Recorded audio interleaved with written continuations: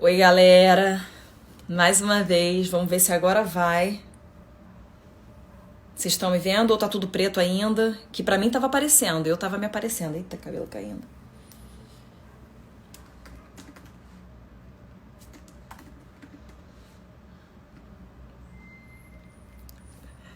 Esse Instagram tá feminista e não quer que a gente fale sobre feminismo aqui. Ai, gente. Ó, já tem uma intercessão levantada pra nós. Vamos lá, vamos todo mundo interceder pra funcionar dessa vez.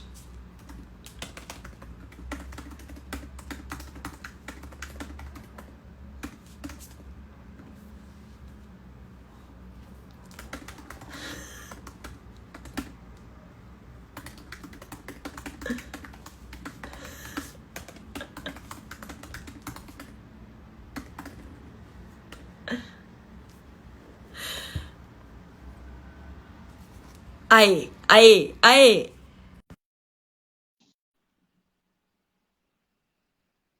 Tá esperando. Ô, Tá Ju, conectando. Aê! desculpa o Olá! atraso. Não consegui nem secar o cabelo. Imagina! Tá maravilhosa. Eu também não consegui nem lavar o cabelo, aí eu só prendi assim, ó. Desculpa mesmo. Tá me Gente, ouvindo bem? mas tô ouvindo bem, tá tudo ótimo. E agora a gente conseguiu conectar, né? Que satanás que tinha aqui, né? Aí- Que não ia de jeito Saiu, a nenhum. intercessão veio, Que a bom intercessão falar veio, com já limpou você. tudo. Muito bom falar com você, muito bom. Tipo, eu fiquei muito feliz mesmo que você topou falar sobre esse tema, porque, como eu falei pra você, né, na mensagem, o principal ponto é a gente trazer uma instrução. E, gente, eu vou dar uma parada nos comentários para não travar, para segurar aqui e para ficar mais fácil também, que senão.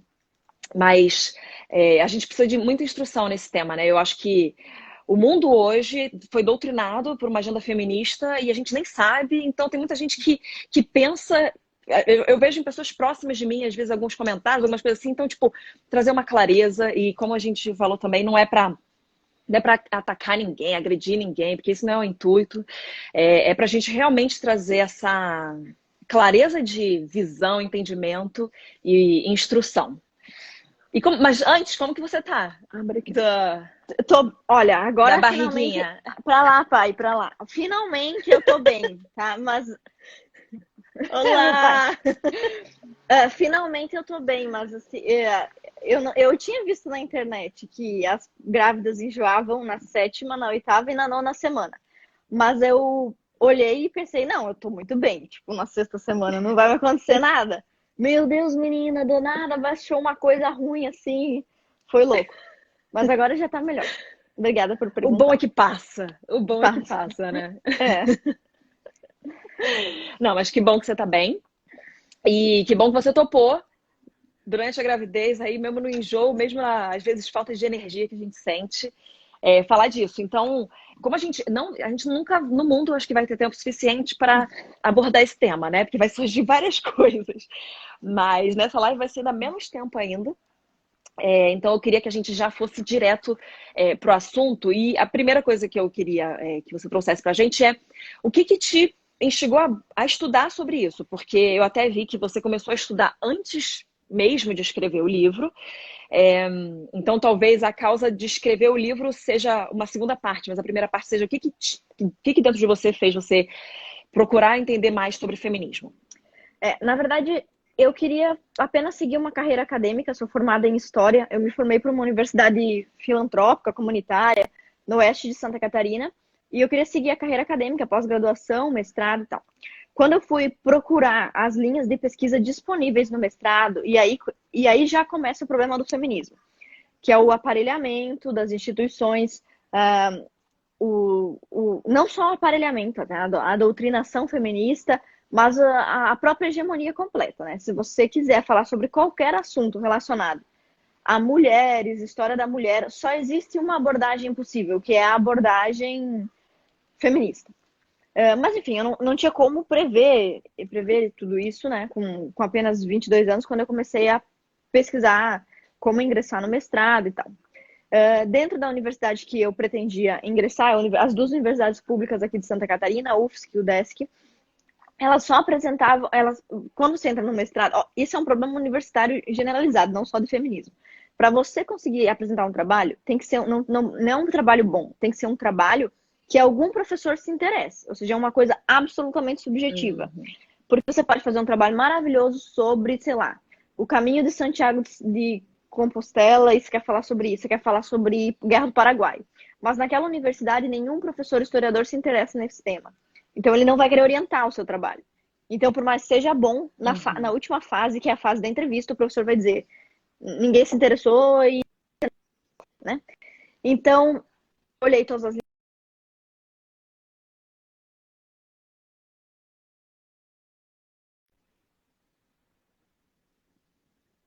da perseguição aos negros, ou do ponto de vista do racismo, ou do ponto de vista do feminismo, até mesmo para falar sobre o que eu queria, que era violência na minha região lá, Chapecó, enfim.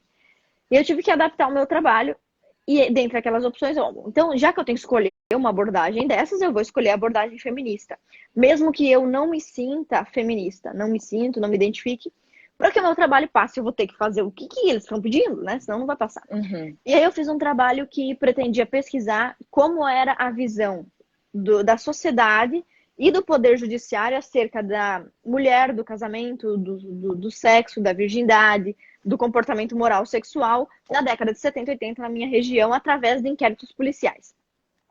Toda a bibliografia feminista sustenta o seguinte: o discurso jurídico, assim como o discurso médico, assim como o discurso político, assim como o discurso religioso, é um discurso machista. Isso aí é o que elas dizem. Então, obviamente, eu peguei as escritoras de gênero, né, para discutir violência de gênero, as escritoras feministas que falam sobre violência, escritores esquerdistas também que falam sobre violência, como o Sérgio Adorno, enfim. Só pesquisadores esquerdistas para embasar o meu trabalho. Mesmo assim, esse trabalho, eu apresentei um trabalho de esquerda, apresentei um trabalho feminista, acompanhei a linha de pesquisa, me matriculei nas disciplinas, fui aprovada em todas as disciplinas, fui aprovada no estágio. Mesmo assim, uma das professoras resolveu me perseguir por isso. Não pelo meu trabalho, porque o meu trabalho era feminista, mas pelas minhas concepções particulares. Ou seja, ela poderia perseguir o trabalho, porque o trabalho é de direita, mas eu nem era de direita exatamente, eu só não queria fazer um trabalho.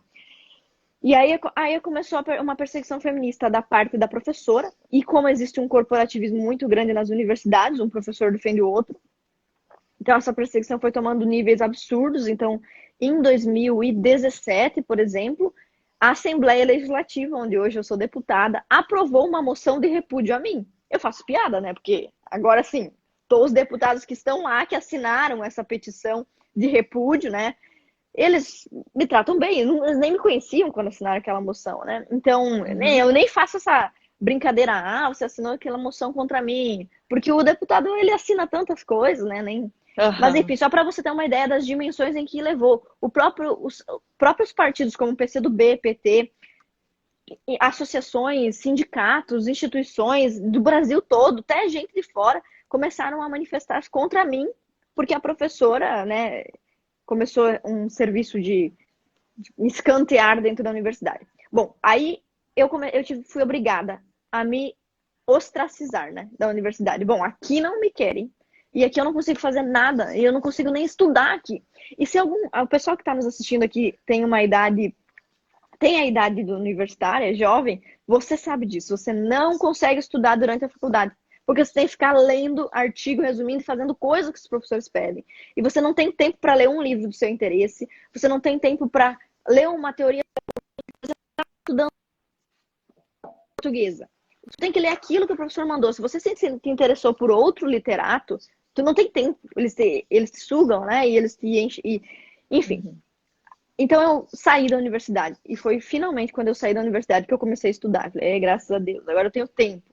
Então eu comecei em 2013, 14, 15, 16, estudar esse assunto, até que em 2017, a editora Vídeo Editorial, que é a editora do professor Olavo, me convidou. Ana, você que fala muito sobre feminismo na internet, não gostaria de escrever um livro? Aquilo foi a realização do sonho. Não só eu gostaria de escrever um livro, como eu já tinha começado a escrever esse livro.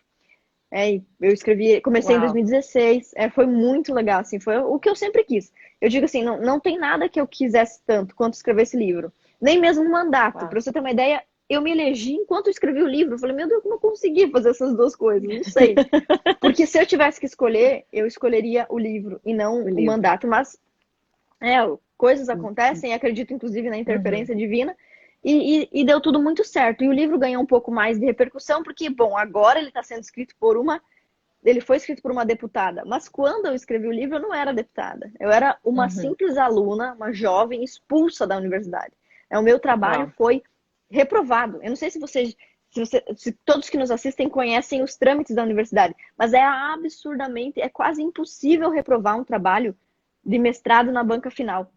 Porque se o trabalho é ruim, os professores não deixam você ir para a banca. Eles querem te pedir de ir para a banca, Exatamente. eles te reprovam na qualificação, eles te reprovam nas disciplinas. Esse aluno é louco, esse aluno é doido.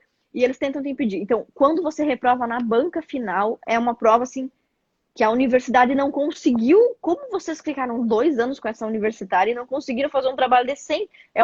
Até uma confissão de incompetência da própria universidade. Aí o meu trabalho, enfim, foi reprovado. Não era mais o mesmo trabalho feminista. Já tive que mudar o trabalho, porque ninguém queria orientar o trabalho. Enfim, uma confusão. Então, se eu, não, eu acredito até que se não houvesse esse mandato, talvez o livro fosse ainda mais boicotado. Ele já é boicotado.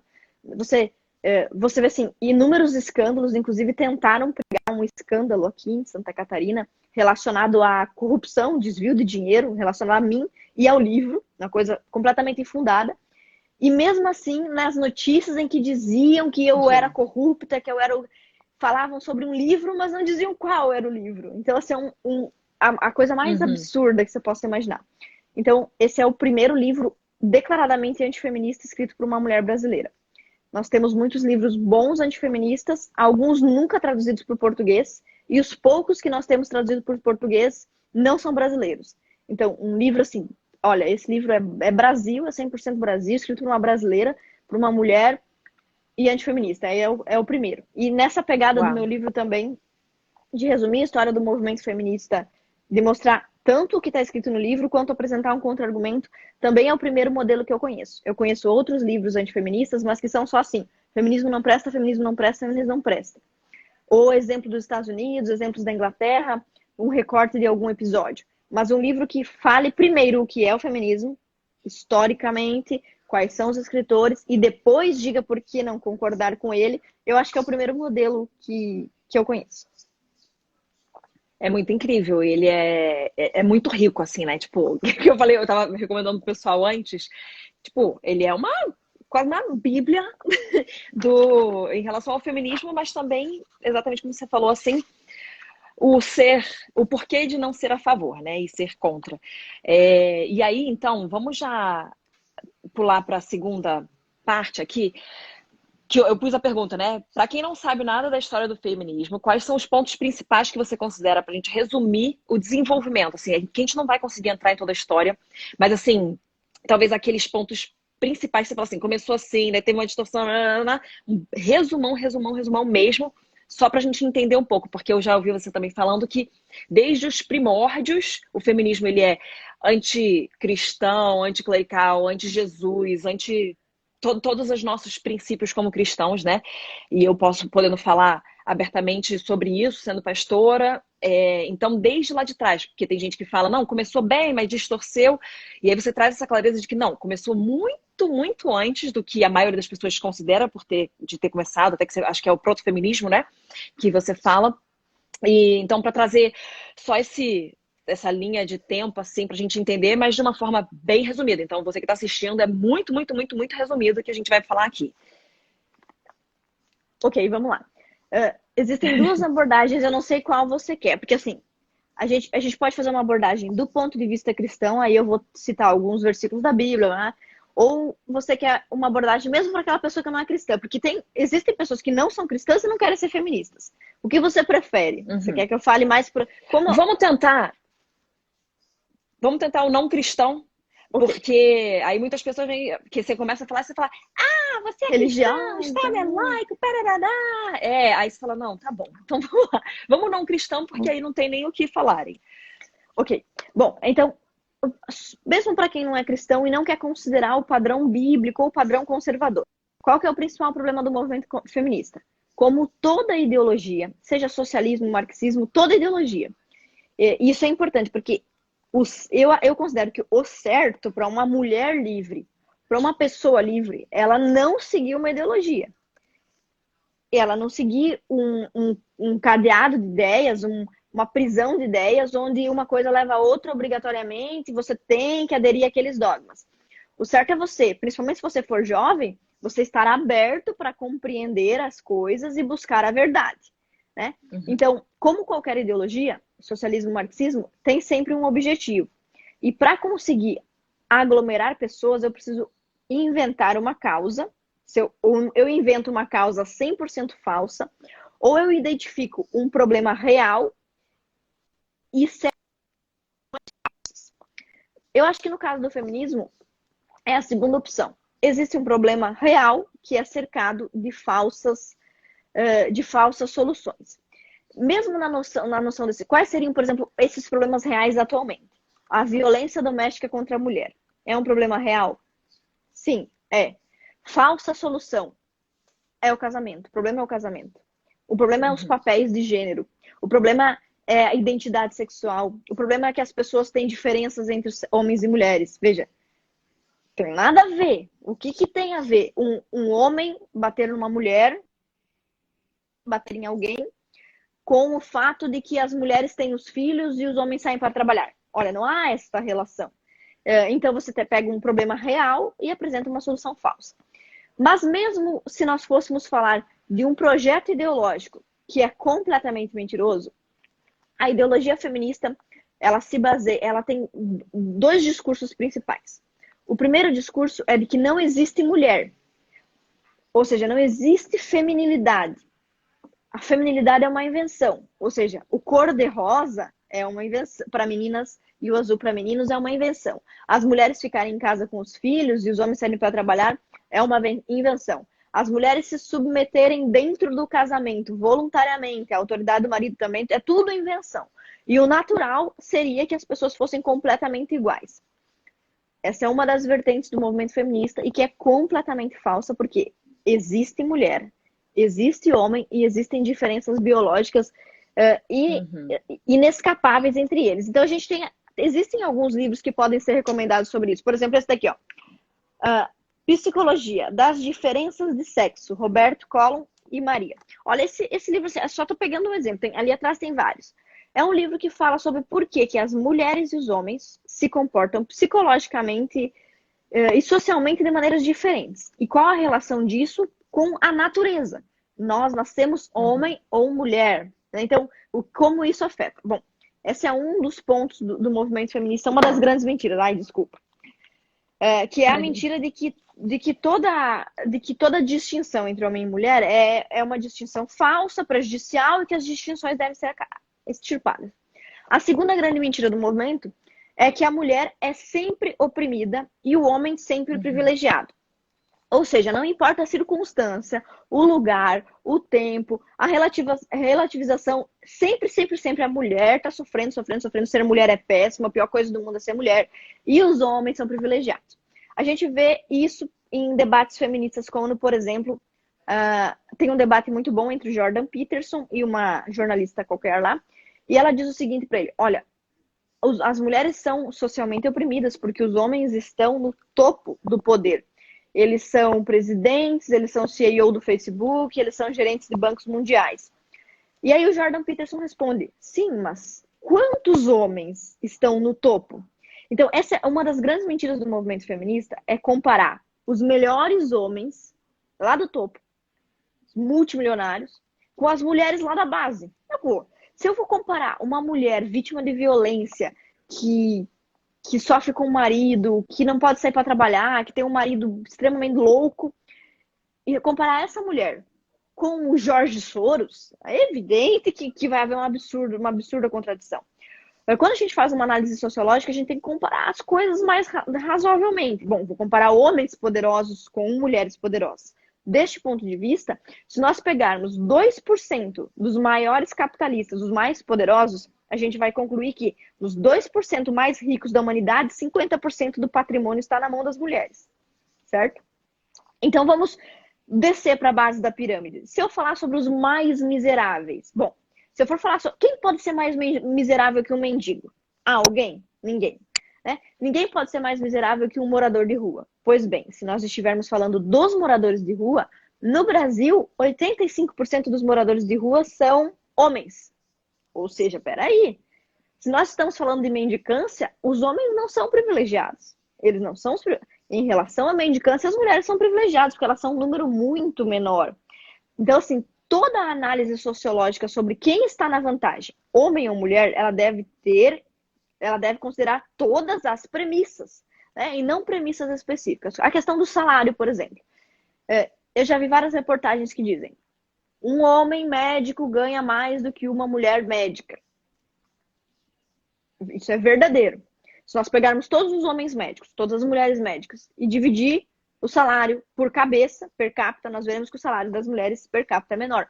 Bom, mas quais são as variáveis? Por que isso acontece? Porque os homens escolhem algumas áreas, como, por exemplo, anestesiologia e cardiologia, áreas que pagam muito dinheiro. As mulheres, em contraposição, elas preferem escolher pediatria e clínica geral, ou geriatria, que paga um pouco menos. Então, e olha como isso revela coisas sobre a natureza humana. Nenhum homem e nenhuma mulher está proibido de escolher nenhuma área de especialização ou residência quando faz medicina. É completamente democrático. Então, por que as mulheres continuam indo para pediatria, para clínica geral, para geriatria, cuidando de idosos e de crianças, que é exatamente o que elas sempre fizeram? Será que realmente é porque está sendo proibido que elas sejam cardiopatas? Que elas sejam cardiologistas? Não, não está sendo proibido, né? É porque há tendências naturais. Então, toda a segunda maior mentira do movimento feminista é sustentada por séculos e séculos, junto com essa outra, que é de que a mulher não tem diferenças com o homem, é de que a mulher sempre está em desvantagem. É verdade que homens e mulheres são desiguais, mas não necessariamente em desvantagem. Então, como o feminismo foi se construindo historicamente? Eu não sei você, eu tenho até umas 8h15. E você tem quanto tempo? Peraí, travou aqui. Você falou, eu não sei você, aí travou. Eu tenho até 8h15 para ficar aqui contigo, porque a live cai, né? Então, se você quiser me deixar, eu posso falar mais, senão posso parar. Não, vamos até quando você quiser, porque eu tô amando e eu acho que é muito importante. Então, esse tema para mim é muito importante. Vamos lá, vai tranquila. Então, eu posso continuar? Olha só, Pode. todas essas questões que nós estamos falando, diferença salarial, falta de liberdade para estudar, falta de dinheiro, todas essas questões são bandeiras que o feminismo usa. Então, por exemplo, ele diz assim: as mulheres precisam do movimento feminista porque nós conquistamos o direito de trabalhar.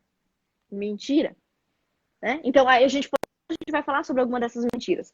Mas veja como ele sustenta a sua necessidade em uma mentira. É a mesma coisa que o socialismo, por exemplo. O pobre precisa de nós, socialistas, porque nós podemos livrá-lo da alienação, da mais-valia e da exploração. As mulheres precisam de nós, feminismo, porque nós podemos dar a elas direitos. E na história do socialismo nós vemos, toda vez que o socialismo foi empregado de fato, a vida dos pobres não melhorou vertiginosamente. Inclusive, mais pessoas ficaram pobres. Então, proposta mentirosa. O mesmo a gente pode esperar do movimento feminista. As mulheres não serão mais livres e mais felizes por uma série de motivos falsos relacionados às promessas do movimento. Então, como é que ele vai surgir? Ele definitivamente, assim como um movimento, começa a surgir junto com a Revolução Francesa. E isso já diz muito sobre o feminismo. Por que não surgiu junto com a Revolução Americana? Ou junto com as revoluções que eram extremamente ligadas ao sentido religioso, ao conservadorismo, à moral, à decência. Por quê? Porque não tem a ver com isso, porque o feminismo despreza isso. Então o feminismo vem e surge lá no meio daquela mistura, daquela confusão de Revolução Francesa, que misturava iluminismo com pornografia de Marquês de Sade, com uma falta completa de respeito aos valores, com ódio à igreja católica, ódio ao cristianismo. Então mistura todas essas coisas E aí surge o movimento feminista. Esse movimento feminista que surge em 1790, com o primeiro livro publicado pelo movimento feminista, que é esse aqui. Eu vou catar ele aqui. Esse aqui. É o primeiro livro declaradamente feminista. Reivindicação dos Direitos da Mulher. Ele foi publicado pela Mary Wollstonecraft em 1790. Ou seja, durante a Revolução, que aconteceu em 1789. A Revolução começou, ela era uma revolucionária, ela não gostava da igreja, obviamente, a Igreja Católica é um desprezo absoluto, e essa é a mãe do movimento feminista. Só que ela escreveu apenas esse livro e faleceu muito precocemente. O movimento feminista, então, não surge com pensadores como ela, ele surge com pensadores homens, e isso aqui é muito importante. As primeiras pessoas a desprezarem o casamento, a monogamia, ela também desprezava o casamento, de uma certa forma, teoricamente, embora tenha se casado, porque ninguém é burro nesse mundo. Mas, tão burro assim, né? Mas, assim, ela escreveu até esse livro, desprezando o casamento de muitas formas, mas quando ela precisou, ela se casou, né? E outros homens, na verdade, escreveram antes dela e continuaram a escrever contemporaneamente depois dela, com propostas contra a monogamia, contra o casamento, contra o cristianismo. E essas propostas é que são verdadeiramente o feminismo. O feminismo ele não é verdadeiramente a conquista de direitos civis. Por exemplo, votar e estudar. Mesmo que o feminismo nunca existisse, as mulheres iriam sim ser inseridas na educação, no trabalho e na política. Porque para cumprir esse papel nós já tínhamos uma ideologia chamada liberalismo. E o liberalismo considerava todos iguais. Homens, mulheres, negros, brancos. Então, o Ludwig von Mises, até para nós não estamos falando de religião, o Ludwig von Mises é um economista ateu. Eu acho que se ele não é ateu, é agnóstico, mas ele é assim, Jesus zero na vida dele. E mesmo assim ele escreveu: o feminismo que diz que defende direitos civis, ele não existe e ele é inútil, porque isso nós liberais já fazíamos. Os liberais já defendem que as coisas vão se igualando para as pessoas, né? Para negros, para brancos, para pobres, para ricos. E isso acabaria acontecendo naturalmente.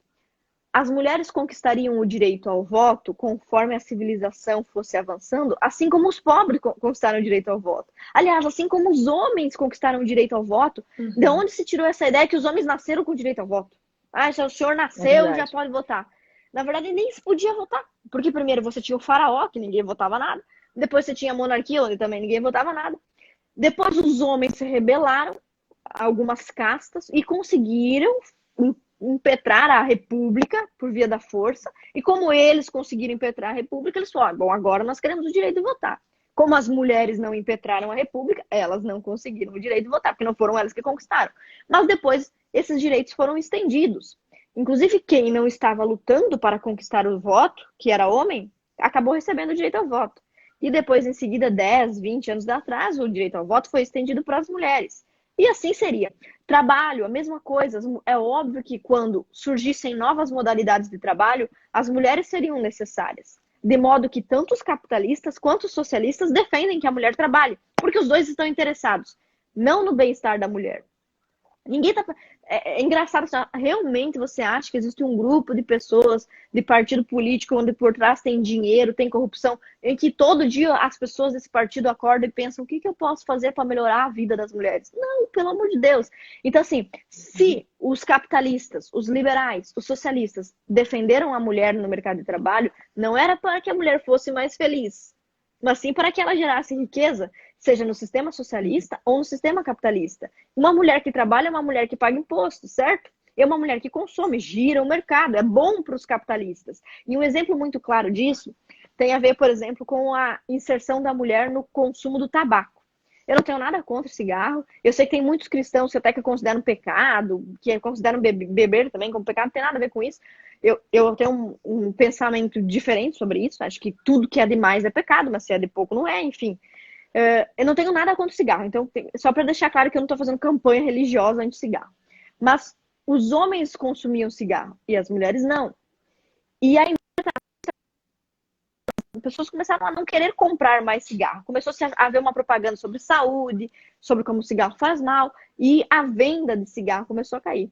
Então, um grande propagandista metacapitalista das indústrias produtoras de industrialização do tabaco, de produção de cigarro, contrataram atrizes, dançarinas, mulheres de vida fácil para fazer uma campanha para que as mulheres pudessem fumar.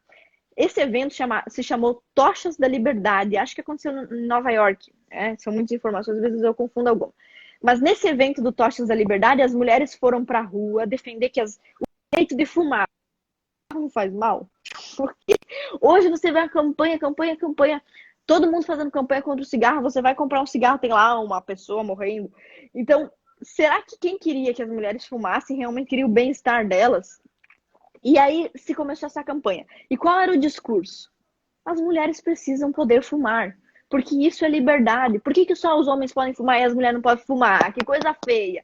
Isso é preconceito. Então essas mulheres foram para a rua com essa bandeira e então mulheres começaram a consumir cigarro. Eu te pergunto, quem lucrou com o consumo do cigarro? As mulheres não foram, porque elas começaram a gastar seu dinheiro com isso. Os homens, que eram os metacapitalistas, donos das empresas de tabaco. Então, isso que aconteceu com o cigarro, aconteceu com uma série de outras pautas, absolutamente qualquer pauta. As mulheres, assim como os negros, assim como os homossexuais, assim como as crianças, assim como o homem pobre, elas são facilmente manobradas por campanhas. Quando você faz uma categoria ou um grupo de pessoas se sentir vítima ou oprimido, ela vai procurar uma redenção. E aí você pode oferecer qualquer proposta de redenção. Então você vê, por exemplo, as mulheres que sofrem violência e que têm um casamento infeliz, elas estão desesperadas. Elas não querem mais ver aquela violência, elas se sentem oprimidas, humilhadas e tudo isso com razão. Elas são uma massa de manobra muito fácil de controlar. Aí qual é a proposta que eu dou a essas mulheres? Em vez de eu propor a elas que as leis contra o estupro e as leis contra a violência doméstica se arrochem e que a impunidade acabe no país, eu digo a elas que o casamento é ruim. Então, é a mesma coisa que dizer assim, pessoas que sofreram um acidente de carro vão começar uma campanha contra o uso de carros, porque alguns carros deram errado. É isso que acontece com a campanha de casamento, é isso que acontece com a campanha entre parceria homem e mulher, com filhos também, porque algumas mulheres tiveram extremas dificuldades para criar seus filhos, então nós temos que abortar as crianças. Meu Deus, são soluções absurdamente ridículas. É como dizer que, já que podem roubar meu celular na rua, eu não vou comprar um. Ninguém faz esse tipo de pensamento com absolutamente nada na sua vida, exceto com as coisas que estão relacionadas às pautas feministas. E isso é muito impressionante. Então, quando o movimento feminista surge em 1790, é muito tempo atrás, as pessoas têm a impressão de que ele surge para defender pautas como educação pública mista, né? A mesma educação para homens e para as mulheres, o direito das mulheres de terem propriedade, o direito das mulheres de trabalhar e estudar. Só que essas coisas já seriam defendidas pelos liberais e até mesmo pelos socialistas. Aliás, todos defenderiam em algum momento que as mulheres passassem a trabalhar. Então, o que está por trás de fato? A revolução sexual. Desde o início, desde 1790. O que o feminismo quer não é que as mulheres sejam politicamente, espiritualmente, socialmente mais livres. Não, ele só quer que as mulheres sejam sexualmente mais livres, porque a liberdade sexual é algo que dá à pessoa a impressão de que ela é livre em todos os aspectos. E isso é uma coisa meio psicológica, uma interpretação genial que os caras que defendem a revolução sexual perceberam. Você vê, às vezes a pessoa ela não tem um bom emprego, ela é completamente escrava do patrão, da situação empregatícia onde ela se encontra. Enfim, ela pode ter uma série de coisas às quais ela se submete diariamente e que são humilhantes. Mas se você der a essa pessoa, mulher ou homem, a liberdade sexual, você pode abortar e fazer sexo com quem você quiser. Essa pessoa extremamente infeliz, extremamente dependente de muita coisa, como, por exemplo, dependente de um auxílio do governo, que precisa da ajuda do governo para sobreviver e para comer. Essa pessoa, só porque ela tem liberdade sexual, ela vai achar que ela é livre. Você veja como as pessoas têm mesmo essa impressão, a impressão de que a liberdade está relacionada a fazer sexo com quem quiser. Enquanto que não, às vezes você não pode falar certas coisas porque você toma um processo. Você não pode sair na rua porque a polícia te prende por causa do coronavírus. Você não pode um monte de coisas. Mas já que você pode certas coisas sexualmente lícitas, então você tem uma sensação de liberdade. E não sou eu que estou dizendo que o feminismo defende apenas a liberdade sexual. Tem outro livro que eu sugiro que o pessoal anote esses livros que a gente está falando aqui, mas de qualquer forma, depois eu vou, para que ninguém se perca sobre os livros, eu prometo que depois eu vou postar uma foto de todos os livros que eu mencionar aqui lá no meu Instagram. Esse aqui, ó, Legal. Política Sexual. Esses estão na sua livraria todos ou... Não. Não todos. A minha que assim, você vê que os livros que eu estou mostrando aqui para vocês, Espera às vezes que... eles são raros e não existem mais. Pode falar. Tá bom. Às vezes são livros tão raros e tão velhos. Eu tava tentando entender. É que cortou um pouquinho, tá cortando um pouquinho. Pessoal, seria bom você ligar os comentários de repente para ouvir se o pessoal tá ouvindo, se não tá travando. Eu tô pedindo pra Jaque. Pessoal... Pra ir me dando um feedback pelo WhatsApp também. Ah, que legal. Então... Tá funcionando? Tá tudo certo? Então, tá funcionando. Assim, a tua tá travando um pouquinho, pelo que eu entendi, tá travando um pouquinho, mas tá dando pra entender. Eu tô conseguindo entender, então tá indo. Mas a conexão, ela tá um pouquinho... Trava de vez em quando, mas... Comenta aqui, pessoal, mas eu acho que tá dando pra pegar bem claramente o pensamento. Tá, ok. Então esse livro aqui é de uma feminista. As pessoas me pedem o que eu faço para discutir feminismo, para debater. Gente, não é para estudar para debater. Quem estuda para debater tá fazendo tudo errado na sua vida. Você tem que estudar para você saber. E para você saber, você estuda 5 anos. Aí para você debater, você estuda 20. Então não é agora para debater, é só para estudar. Então, como eu faço para conhecer o movimento feminista? Você tem que ler os livros das feministas. E de preferência os primeiros livros, os mais antigos. Porque os de hoje já tá tudo uma mistureba de mentirada com verdade, é uma coisa. Então, como surgiu o movimento? Esse livro foi escrito em 1970 e a Kate Millett é uma das principais pensadoras feministas de segunda onda. O livro inteiro dela está falando aqui que tudo que as mulheres conquistaram, ela diz isso, né? Que as mulheres terem conquistado o voto, o trabalho, tudo é inútil. Se a mulher não tiver o direito de fazer sexo como quiser, e abortar. Ou seja, resumidamente, ela defende a revolução sexual. Então, olha, o feminismo ele não é uma política civil, não é uma política para a sociedade, é uma política sexual. Isso está em todos os livros feministas clássicos e fundadores do movimento feminista.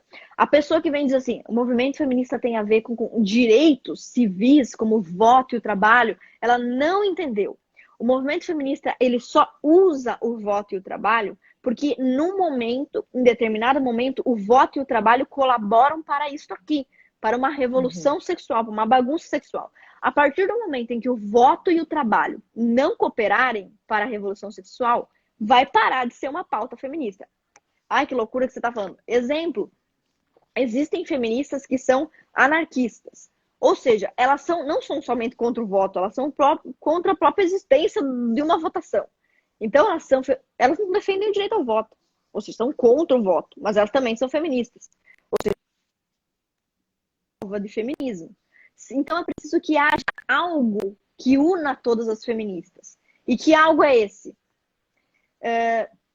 A revolução sexual. Ou seja, a mudança entre a relação sexual entre homens e mulheres. E de preferência que essa relação sexual não se dê mais entre homens e mulheres, mas entre homens e homens e entre mulheres e mulheres. Então, se você for ver as últimas feministas, as mais novas, como Judith Butler, Monique Wittig, essas mulheres, elas não estão mais discutindo se os homens têm que respeitar as mulheres, quem tem que votar. Elas já estão implantando uma ideologia baseada no sistema do padrão lésbico. Então você veja, o feminismo é para os homens respeitarem as mulheres. Não pode ser, porque as últimas feministas, as mais modernas, elas já estão até ignorando a existência de homem. Para elas, o negócio se existe homem ou mulher nem é importante. As mulheres são a única coisa que importam, embora elas nem existam. Isso é muito louco de entender. A Berenice Bento, por exemplo, é uma feminista brasileira. Aconteceu aqui no Brasil, em 2016, um seminário queer, que é aquele seminário que queer se junta LGBT, enfim, todo mundo. Nesse seminário, ela diz muito claramente, a Berenice Bento, não existe mulher. Nós, do movimento feminista, não acreditamos que a mulher, em essência, existe, que há uma mulher a ser defendida. Nós só dizemos isso porque é para as mulheres virem para o nosso grupo, mas nós não acreditamos nisso. Então, ela disse isso. Então, esse é o fim do feminismo. Bom, se o feminismo foi caminhando, caminhando, caminhando, e no fim ele chegou à negação da mulher, dizer assim, a mulher não existe, a identidade feminina tem que ser destruída, tudo que tem a ver com mulher, com feminilidade tem que acabar. Então, como é que esse movimento diz que me defende se ele quer acabar com a minha essência? Então, é impossível que seja. Então, desde 1790, isso já acontece. Quem defendia essas pautas eram homens, como, por exemplo, Percy Shelley. O Percy Shelley é o marido da Mary Shelley, que escreveu Frankenstein. Ele é um ótimo poeta, é um poeta consagrado da língua inglesa. E ele defendia lá em 1810 o fim do casamento. Antes dele, o sogro dele, William Godwin, que é o marido da Mary Wollstonecraft, e a Mary é a primeira feminista, nós acabamos de falar dela. Ela morreu muito jovem. Então, as ideias que ela defendia foram defendidas pelo marido dela, antes dela por outras pessoas, e depois dela por mais outras pessoas ainda, outras pessoas também.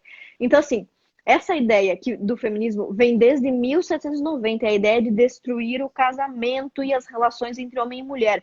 E ninguém estava falando sobre o direito de votar, trabalhar e estudar, exceto quando esse direito colabora com o objetivo que é destruir a família. Por exemplo, de que forma a inserção da mulher no mercado de trabalho?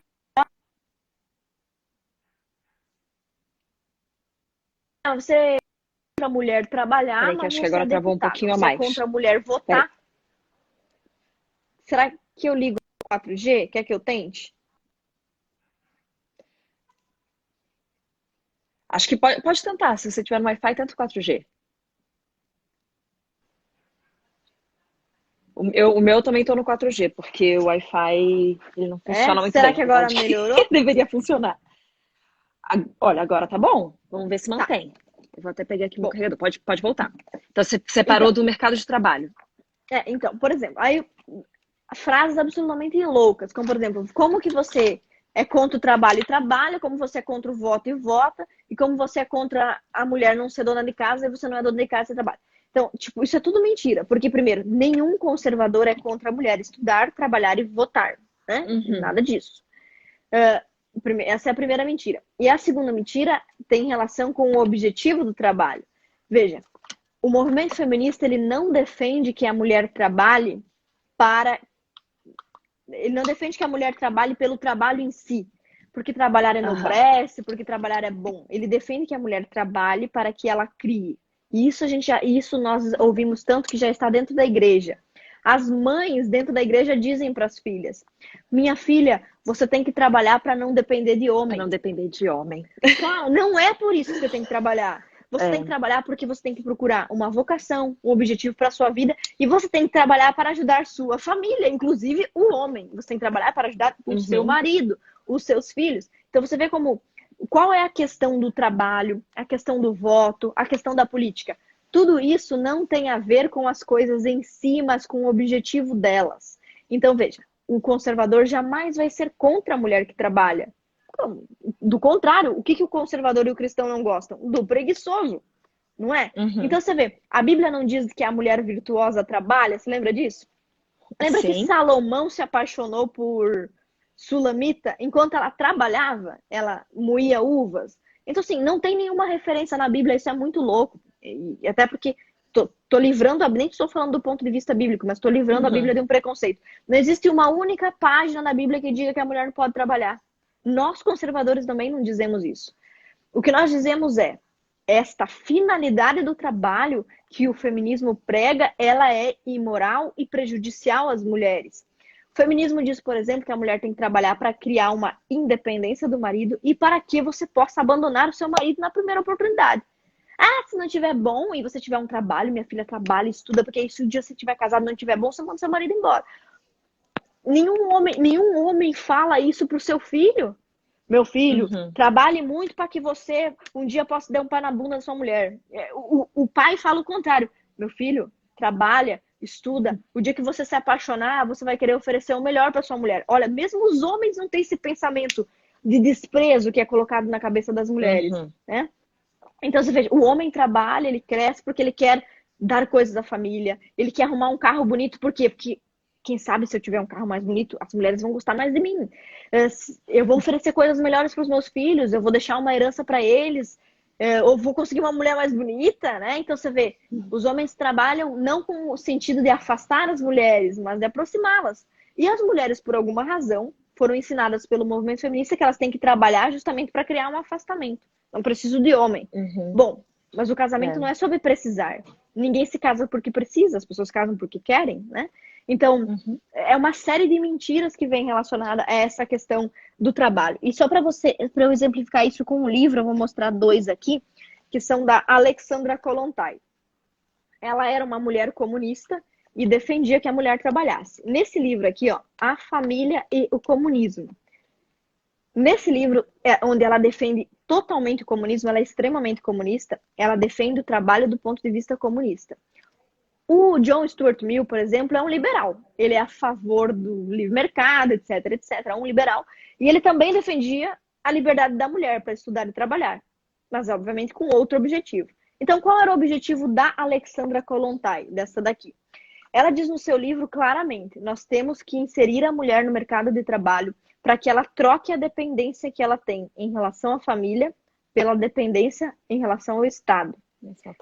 Uau. Enfim, tipo, não, em nenhum momento, nenhuma feminista diz o seguinte, vamos trabalhar para ser livre. Porque não, trabalhar não é ser livre. Trabalhar é acordar todo dia, 6h30, tomar café correndo, tomar banho correndo, pegar a condução, chegar no trabalho, trabalhar até às 6, aturar um monte de desaforo do patrão, voltar para casa às 7h30 cansado e ter que fazer a própria janta.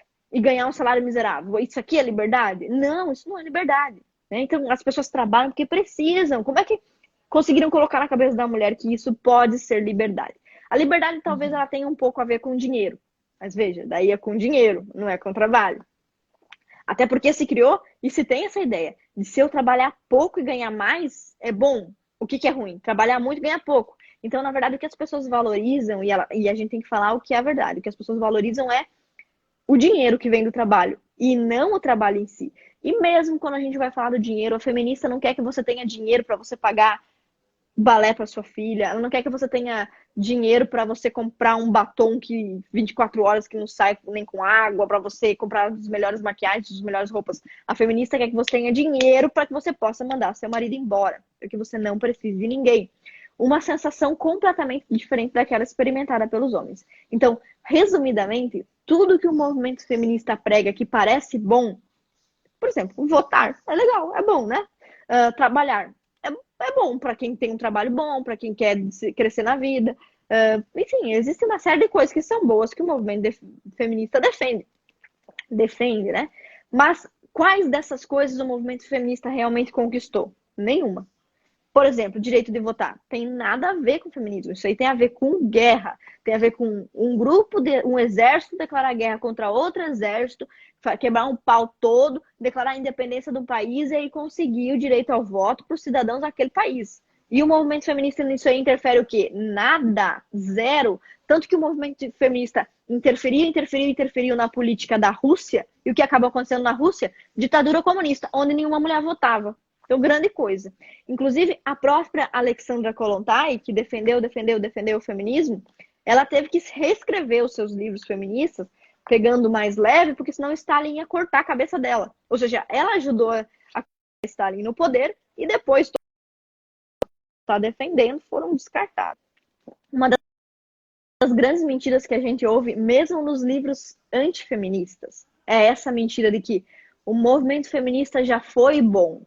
Ou há coisas boas no movimento feminista. O problema é tal coisa. Não. O movimento feminista é um movimento que pega coisas boas que já existem, que foram conquistadas por outras razões e transforma isso com muitas mentiras numa suposta defesa sua, mas com objetivos escusos.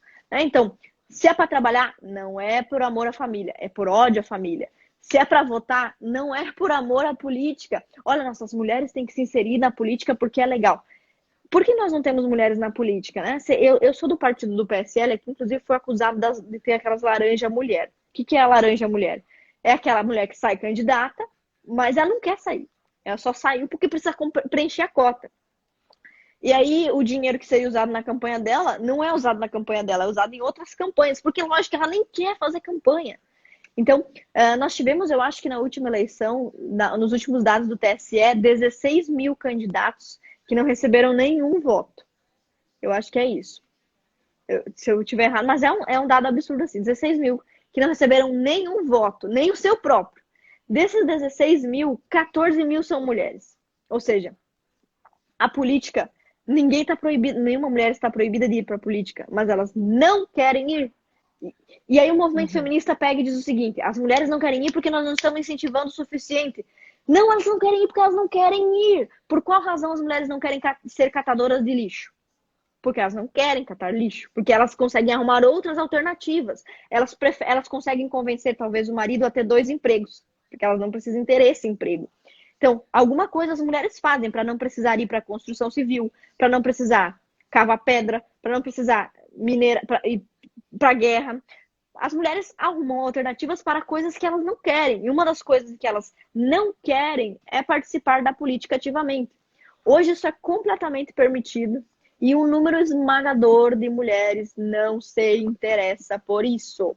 Tá? Então, se você pegar, por exemplo, as nossas amigas, eu tenho, embora não tenha muitos seguidores, eu tenho só 3 amigas. Só 3 amigas, assim, amigas, pessoas com quem eu posso confiar.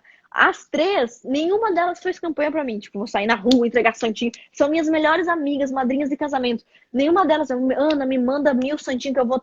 Tipo assim, elas votaram em mim, falaram pras amigas, mas elas estão nem aí pra política. Aliás, eu nem as convidei para trabalhar comigo, para ser minhas assessoras, porque elas não querem, entendeu? Elas não querem nem trabalhar comigo. Todo mundo quer ser assessora, elas simplesmente não querem, porque não gostam de política.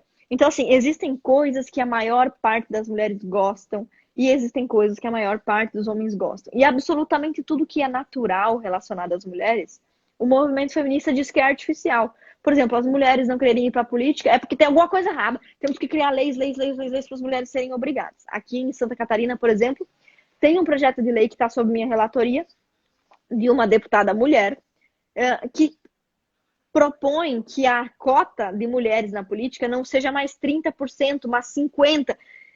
Gente, tipo assim, se 30% nós já não estamos preenchendo, eu vou botar 50%, não vou preencher esse número nunca. Só que assim, veja como isso pega bem, entendeu? Inclusive pega bem para as mulheres que não querem saber de política. Tipo, que legal esse projeto. Eu falei, a senhora quer se candidatar? Não. Mas então por que tu acha o projeto legal? Você nem tá interessado nisso? Então, assim, é uma coisa muito forçada, entendeu? Não existe nenhum projeto de lei, por exemplo, para colocar 50% das mulheres engenheiras civis. Ou 50% das mulheres mestres de obras. 50% das mulheres limpando janela do lado de fora. Por quê? Porque é ruim, né? Então, assim, por que nas coisas boas a gente vai criar cota e assim sucessivamente, forçando as coisas? Existe um país onde existe muita liberdade, que é, por exemplo, a Noruega. Todo mundo que está assistindo a gente aqui deve procurar esse documentário. Digita no YouTube e assista esse documentário. É a coisa mais importante que você tem que fazer hoje, depois que desligar essa live. Se chama Paradoxo da Igualdade. Simplesmente assista esse documentário que você vai ver como é a realidade do movimento feminista, das mulheres e dos homens na Noruega. Agora eu vou parar de falar um pouco, que eu falei demais, vou deixar você falar. Não, mas o intuito era realmente você trazer todo esse histórico, esse panorama para a gente entender, porque tem muito disso. A qualquer momento pode ser que a live caia, mas a gente volta até 8h15, então, só para a gente finalizar. Mas quando a gente fala quando eu começo a falar sobre feminismo, eu tenho amigas feministas, inclusive, graças a Deus que tem uma amiga que eu amo muito, que é feminista, e ela fala, não, mas eu quero entender o que você está falando, porque eu respeito muito a tua opinião e eu quero entender. E aí eu vou trazendo para ela, mas ela fala, mas você sabe... Aí começa a vir a história das vertentes. E aí ela fala, mas você sabe da vertente feminista que é a favor da família, etc e tal. E aí, não, mas isso que você está falando é feminismo. O feminismo é contra o machismo, porque o feminismo... Aí eu, tipo... Sabe, assim, então eu acho que se a gente pudesse talvez trazer uma clareza nessa história das vertentes, e porque o que você está falando que agora o ataque é esse, você está falando feminismo. E, por exemplo, tem até um negócio assim, uma vez eu fiz um texto super leve, não entrando nem 0,00001% do feminismo. E as meninas falam assim, se você tá falando de feminismo, então fala de machismo. Aí eu, gente, eu quero falar de feminismo, né? Fala Eu o que sou eu quiser. mulher, eu vou falar sobre feminismo. Não é porque eu falo que eu não sou a favor do feminismo e que eu vejo vários problemas, várias disfunções. Isso não está também validando o machismo. Que eu acho que hoje em dia esse vitimismo absurdo, inclusive, que está nas nossas escolas, a gente tem sido doutrinado com esse vitimismo, né? Que se você é bom, você não pode mostrar que você é bom, porque o que é pior que você nessa situação aqui, Gatilho, nesse gatilho. tipo, senão você tá agredindo ele. Não, eu não tô agredindo, eu tô só falando uma coisa, né? E então, assim, você fala uma coisinha assim e tipo, como você é mulher e você que é mulher, cujos direitos foram conquistados, e isso aí você já abordou, então não vou nem pedir pra você falar de novo, foram conquistados exatamente pelas feministas, você está falando contra as feministas, você está se negando, você está se contradizendo, etc. Mas o que eu queria, talvez, que a gente só abordasse um pouquinho aqui, que eu sei que não vai dar para abordar tanto, é esse lado e as vertentes. Como que a gente consegue, entre aspas, né, pegar... Porque a gente, como eu falei para você também, assim, eu não quero que a gente traga aqui informações para nós debatermos o feminismo com as feministas, que eu acho que não é nem esse ponto, mas talvez algumas coisas mais... alguns argumentos para, tipo, não, é isso, isso e isso que desmentem as principais coisas. E, tipo, não vamos então debater, porque geralmente o feminista não quer debater, feminista só quer impor o que elas pensam, né? E então é isso, assim, essas vertentes e talvez esses argumentos que a gente consiga trazer para só rebater e falar, tá bom, beijo, tchau. Tá, só avisando o pessoal, antes que a live caia, que até o dia 4, o meu livro tá R$ 37 na minha livraria. Minha livraria é bem fácil de acessar. É meu nome e sobrenome, Já Livraria Campanhão. Já falou? Fiz propaganda aqui no início, né? Ah, tá. E falei pra Ok. todo mundo, quando a gente não tava conseguindo, eu falei, já entra lá e já vai comprando. E eu tô com o meu Bom, aqui. essa questão do feminismo que você falou, eu achei maravilhosa. Porque assim, ó, é o tempo todo. Tudo que você disser, mas tal pessoa feminista fez isso, o movimento feminista fez aquilo, todas as coisas ruins relacionadas ao movimento feminista, a galera joga pra esse feminismo. Não, isso não é Uhum. feminismo, isso é feminismo. Então, a próxima vez que alguém falar isso aí pra você, você vai dizer assim, então tá bom. Então você vai me dizer 5 livros feministas. Me diz 5 pessoas do mundo inteiro que sejam feministas. Me diga assim, porque assim, toda ideologia, por mais maluca que seja, ela tem representantes. Por exemplo, a eugenia, que diz que a gente tem que matar os deficientes, matar os pobres, os inferiores. A eugenia, ela tem defensores, ela tem liga, ela tem partido, ela tem associação, gente que defende isso. O nazismo, a coisa mais absurda do mundo. Tem gente que defende o nazismo, que acha que judeu tem que morrer, etc. Tem gente que defende até racismo. Você pode procurar pessoas racistas que escrevem associações secretas racistas. Existem. Toda ideia, por mais absurda que seja, pedofilia. Existem os defensores da pedofilia. Na Holanda existem agremiações partidárias pedófilas. Tudo existe alguém defendendo. Tá? Então, a senhora feminista que está dizendo que isso não é feminismo, que está dizendo que isso é femista, a senhora, por favor, me cite 5 escritoras feministas. Eu, Joaninha da Silva, sou feminista e o que eu defendo é isso aqui. Não existem essas pessoas e não existem esses livros. O feminismo é uma invenção para você botar a culpa, entendeu? Não, essa aí que você tá falando absurda é aqui, é isso, sabe? Não existe. Então, assim, seria a única ideologia do mundo, a única coisa do mundo que existe, mas que ninguém defende. Então, não existe, certo? Ou alguém defende esse negócio, que seja uma pessoa, para que isso seja uma ideia, para que isso seja uma ideologia, ou não existe. E é o caso do feminismo. Absolutamente não existe. Sobre as várias vertentes do movimento feminista, realmente existem várias. Feminismo lésbico, feminismo trans, o feminismo negro, o feminismo de direita, o feminismo liberal, o feminismo de esquerda, marxista, socialista, existe tudo isso aí. Como eu falei...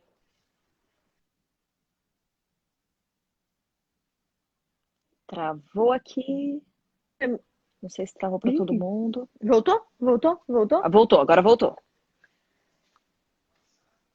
O que a maior parte do movimento feminista não aceita. Por exemplo, feminista cristã. Eu sou feminista cristã. Tá, ok.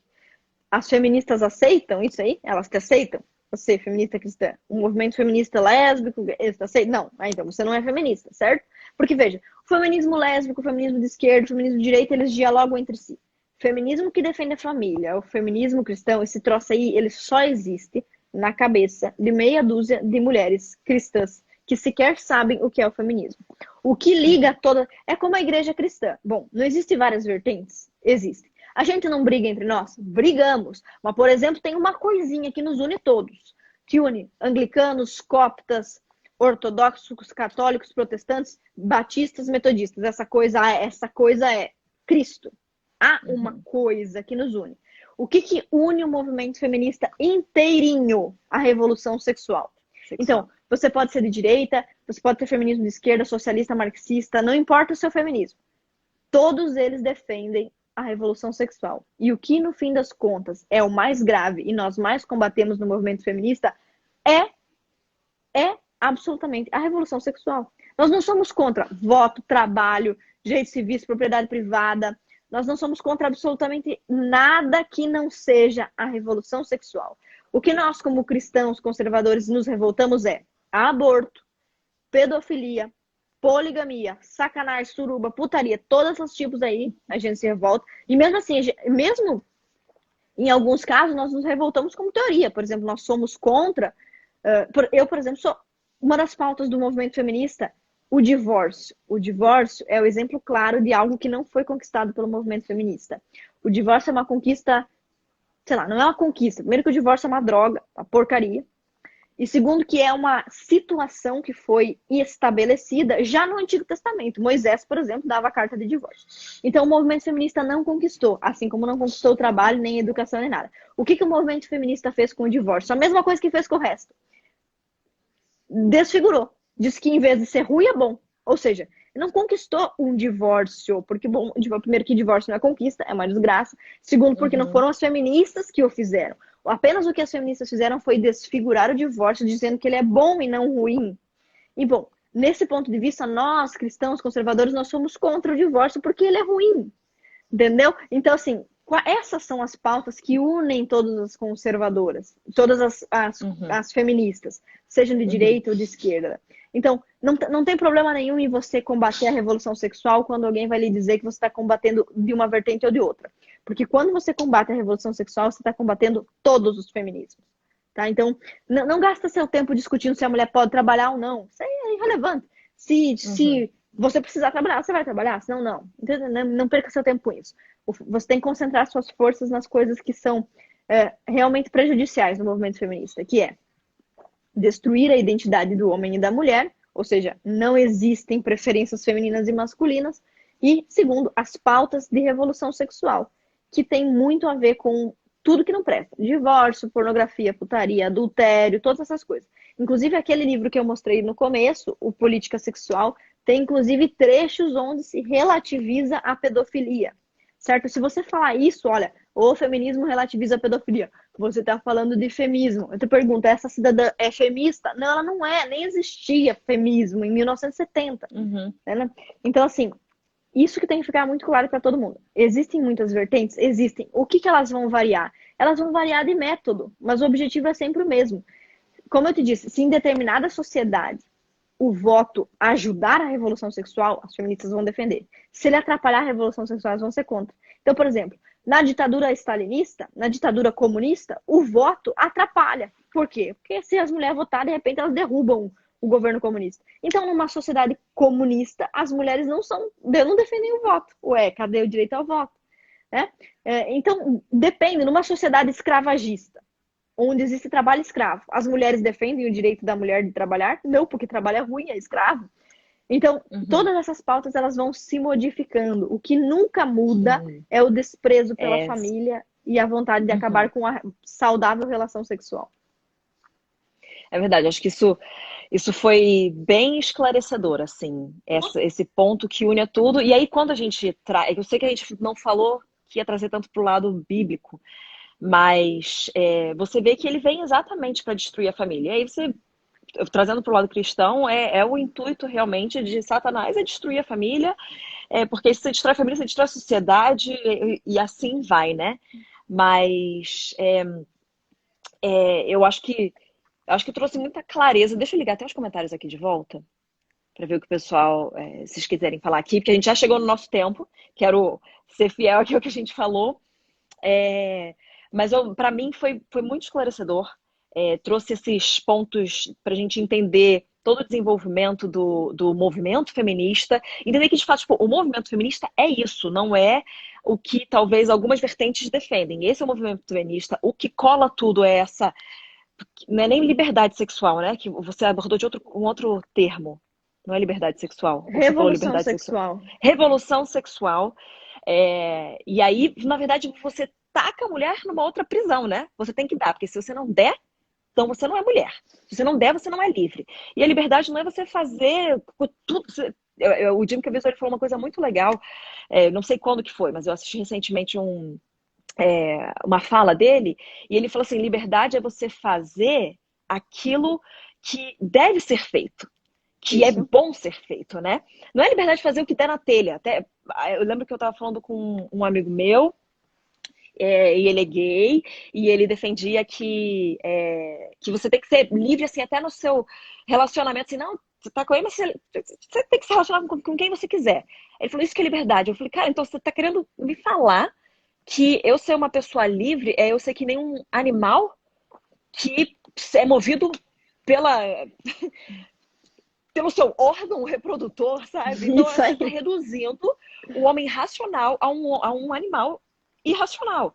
E aí eu acho que é esse negócio, você está tentando levar a gente de volta a uma coisa que a gente, na verdade, nunca deve ter sido, porque existe uma grande diferença entre o homem e o animal, né? Que é algo que a gente está tentando superar, né? E algo que a gente está tentando superar, que é viver como um animal. Então, eu não quero mais tomar seu tempo, foi maravilhoso. Acho que a gente poderia ficar aqui falando por muito mais tempo. A gente vai continuar abordando. Gente, se você não seguir a Ana, vai lá, segue.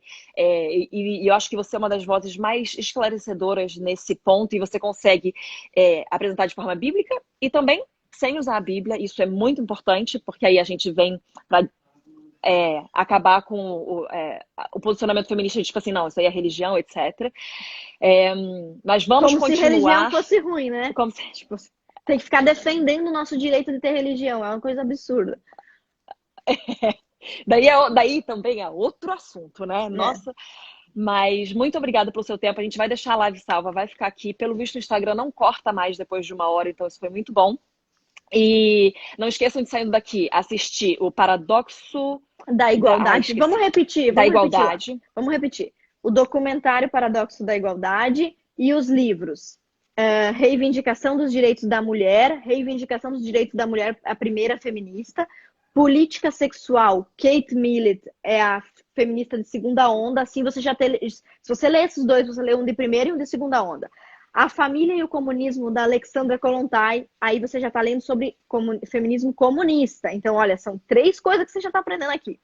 Então, são os livros da Alexandra Kollontai. E se você quiser um resumo de tudo isso, ou se você quiser saber quais são os principais livros feministas para ler, lá no final do meu livro eu coloquei uma ordem. Eu acho que você poderia postar nos seus stories depois, já que você tem o meu livro. Posta aí para o pessoal acompanhar. Sim. A lista de livros feministas, desde 1400. Nem todos você vai encontrar em português. Aí você lê todos que você achar em português. Então, são mais ou menos uns 30 livros, todos com a datinha, o nome do livro. Os livros em negrito são os mais importantes. Então, para vocês, eu vou deixar lá no meu Instagram também, como eu prometi, esses que eu falei na live e mais alguns livros legais que vão ajudar vocês. Legal. E também, gente, entra na livraria dela e pesquisa lá. O que eu gosto, assim, como eu já concordo com as suas ideias, com o seu posicionamento, eu já olho lá e falo, quero esse. Já comprei vários, tá bom? Você nem sabe, mas eu tenho aqui um estoquezinho da sua livraria. Legal.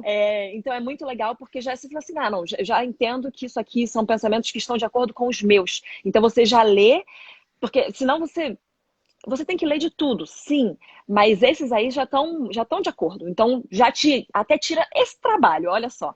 E um comentário final que eu queria deixar, gente, porque a Ana fala aqui da subversão e perversão, depois vocês entendem lá no livro dela, mas essa questão da perversão que exatamente muda e põe a mulher como vítima sempre é porque eu sou mulher, é porque eu sou mulher.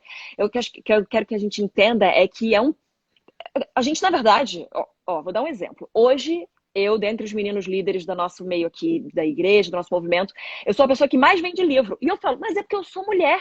Sabe por quê? Na verdade, a gente é muito privilegiada. A gente é muito privilegiada e o mundo vem dizer que a gente não é privilegiada. Então, entenda que você é privilegiada. Mas não existe, não é melhor homem nem melhor mulher. Deus criou o homem e a mulher à sua imagem. E aí eu já vou trazer então essa parte cristã. Diferentes, mas a sua imagem. Existe parte feminina em Deus e existe parte masculina em Deus. A gente veio dele. Então entenda, mulher, que você tem um valor absurdo, que você é incrível. E que você não precisa de um movimento feminista para falar que ele vai te dar o valor e que ele vai te dar a identidade, que ele vai te dar os direitos que já foram conquistados todos pelo nosso Deus, e eu tô falando aqui para os cristãos, então, por Jesus Cristo na cruz. Então, já tá aí. Então, não pense que o mundo está contra você, na verdade, o mundo está aberto e falando, então, mulheres, se estão todo mundo aí lutando pelos direitos, isso aí, cadê então? Porque uma mulher que tem conteúdo, uma mulher que tem um posicionamento, uma mulher que tem um entendimento, gente, ela vai conseguir os seus lugares na sociedade. Vide Ana aqui, que tem uma posição até de visibilidade, que não quer dizer nada assim, tipo, não é porque você tem uma posição de visibilidade que é melhor ou pior, mas significa que existe como chegar nos lugares se você se dedicar. Eu, dentro da igreja, que dizem que a igreja é um lugar machista, eu sou uma mulher e eu tenho conquistado espaço, porque quando eu subo lá, eu tenho conteúdo e eu tenho unção. Então, contra essas coisas, não tem o que falar, né? Então, mulher, invista mais em você do que em querer também ficar abrindo cota, ficar abrindo espaço na sociedade, porque a sociedade não dá. Mas, a sociedade dá espaço. Ela só está precisando de, talvez, mulheres que consigam preencher esse espaço de uma forma boa, de uma forma digna, com conteúdo, com capacidade. Mas é isso, então. A live vai ficar salva, não esqueçam de entrar lá e a Ana vai deixar as dicas dela nos stories e eu também vou deixar no meu. Um beijo, obrigada pelo seu tempo. Descanse bem, Deus abençoe essa bebê linda. Obrigada, E mil fiquem com beijos. Deus. Sempre bom Beijo. falar com você. Sim, um beijo.